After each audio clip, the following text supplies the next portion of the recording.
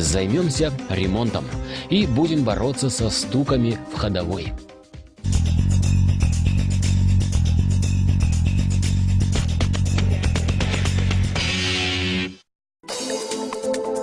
А пожалуй, самая популярная тема в нашей программе – эти самые стуки в ходовой. И сегодня будем с ними бороться на примере Toyota Corolla. Первое подозрение на рулевую рейку. Именно она чаще всего и начинает постукивать.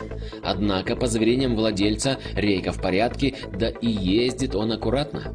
А стуки вылезают на небольшой скорости, разумеется, на неровной дороге.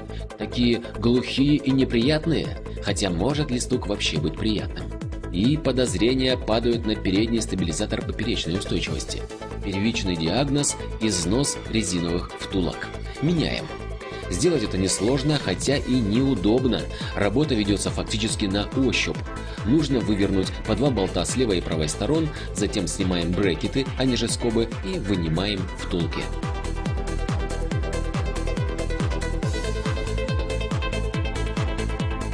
Итак, посмотрим на износ. Он хорошо виден, резина сточена на конус. А замеры показывают, износ небольшой, немногим более миллиметра. Неужели этого достаточно, чтобы начался стук? А после того, как поставим новые втулки, узнаем. Посмотрим, что скажет автоторговля. А на Короллу эти втулочки на заказ.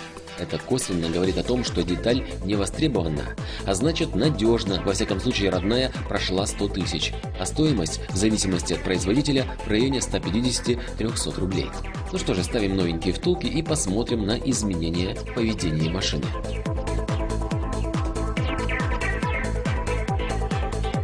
Ну вот, стабилизатор теперь от руки не провернешь.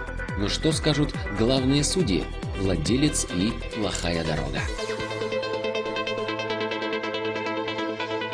А ушли стуки, с чем и поздравляем. А урок извлекаем такой. Даже, казалось бы, незначительный износ деталей подвески нельзя упускать из виду, ведь именно он и может стать причиной бряка и стука.